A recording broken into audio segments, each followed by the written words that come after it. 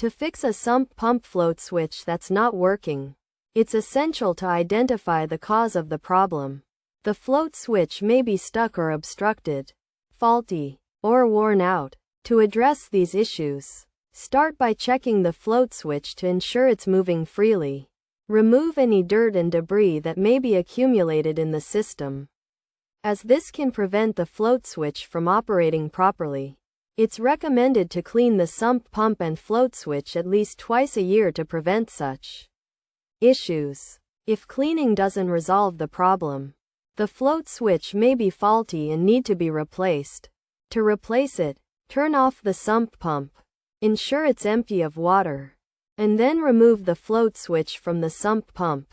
Take out the float switch housing, unscrew the float switch, and replace it with a new one.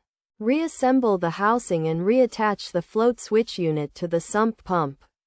If replacement doesn't work, inspect the float switch for signs of wear and tear, as it can wear out over time and fail to function.